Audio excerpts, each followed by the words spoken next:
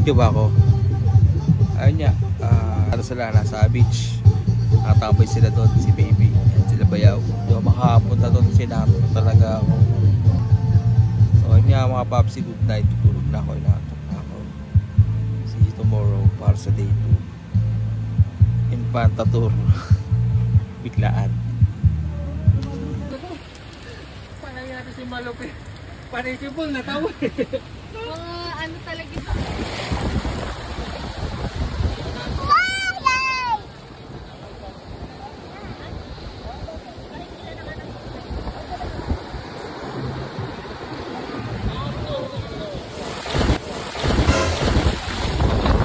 Jo! Labas ang cellphone mo. Halakas.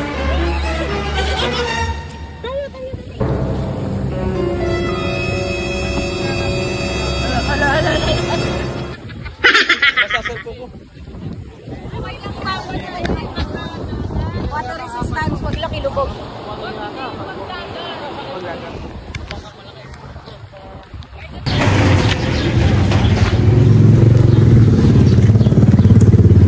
Pauwi na kami ngayon at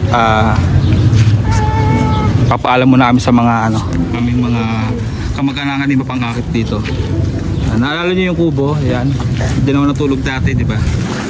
Kung napapansin niyo, natulog ako diyan. Di mahiwagang poso. Tapos diyan siya nag-park.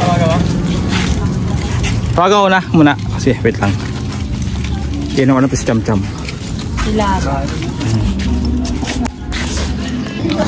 Yan na, okay na.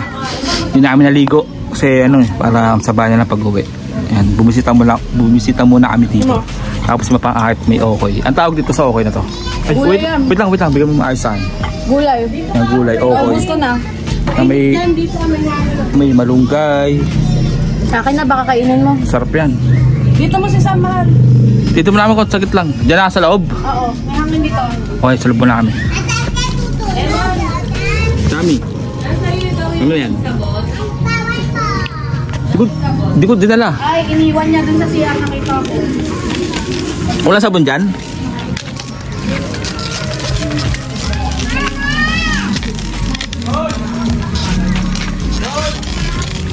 Bunso. Kaya tita, okay na po. Tita, kumain na po kayo? Kumain na kayo. Kita, alam mo kung paano umiti yan? Bigyan mo ng 1K, umiti yan. Pero pag half smile lang, 500. Hindi, tita, umalakak yan kay Tita Luisa, ay kay Tita Cherry. Ako malakak. Nainahabol.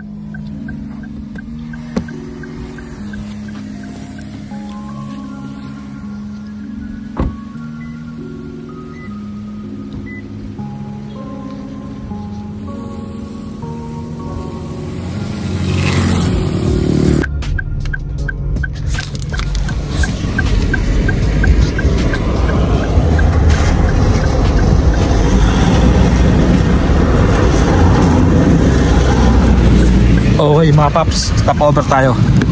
Ay, sombrero ko lang pala.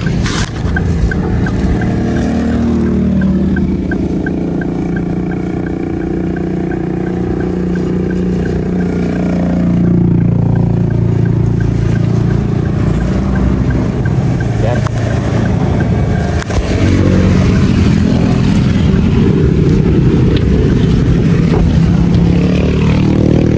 Stop over muna tayo mga papsi.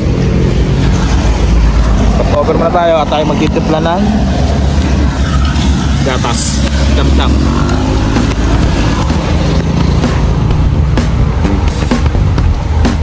Tama tayo ng gatas dahil si Bayaw inaantok daw kaya nag-stop over muna kami sa may gilid. Andun siya, wait lang. Andun siya. Okay, stop over muna kami dito. At ako, samantalahin ko, saktong-sakto, wala ng gatas, Cham-Cham, timpla tayo para mamaya hindi siya mamaya pag umiyak siya, pag umiyak siya mamaya may sasalpak tayo sa bibig na gatas.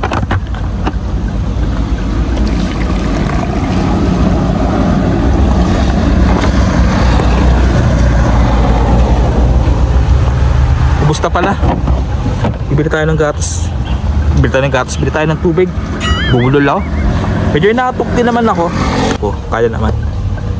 Kaya naman labanan. Kasi mamaya pag medyo pag inaantok kasi ako, OA na OA ako eh. Lalo pag gabi, ang OA ko, pumipikit-pikit ako.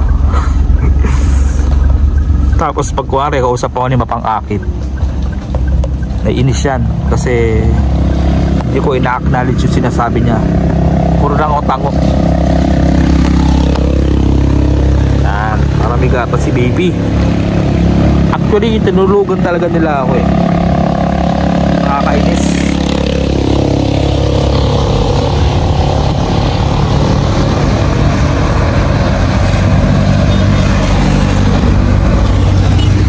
Siyang gatas para mamaya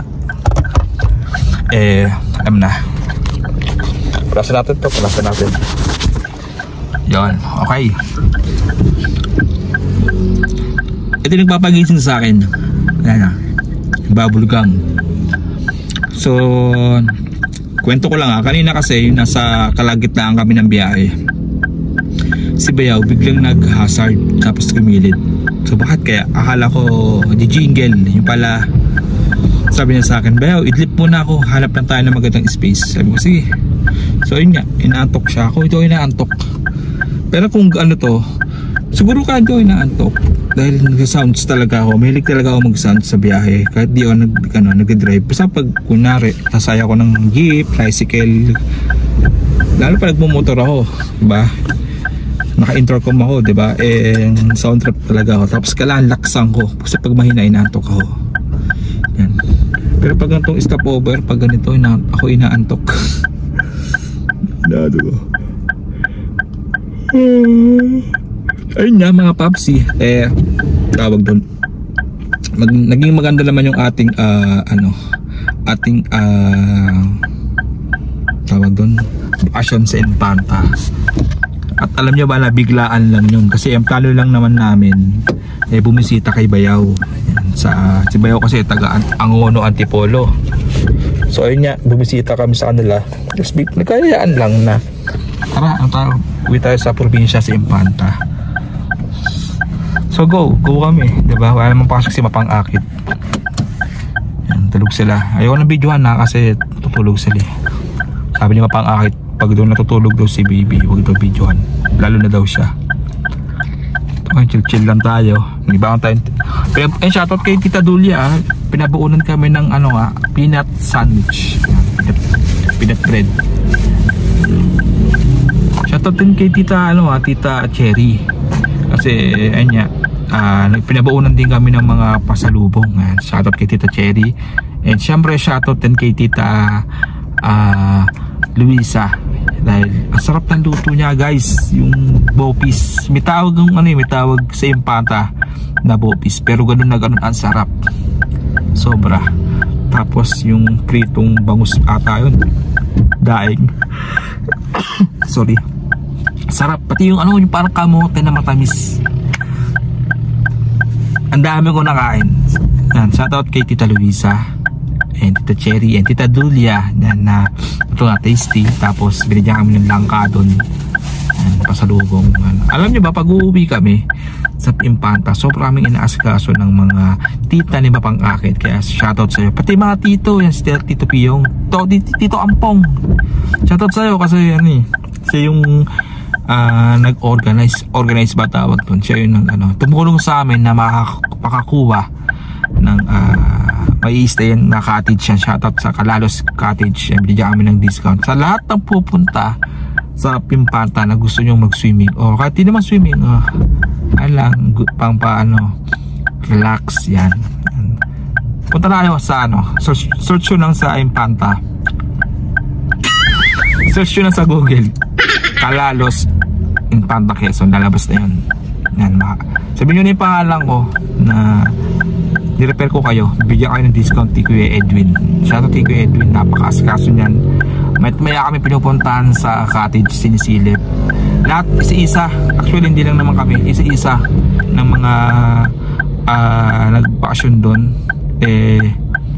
Lahat ng mga customer na iniisa niya, ganun siya kalupit na asikaso sa mga tao. Maraming po salamat sa inyo. So ayun mga papsi, kayo lang kasama ko ngayon dahil tinulugan nila ako lahat. At pag di ako nagsalita, baka antukin ako.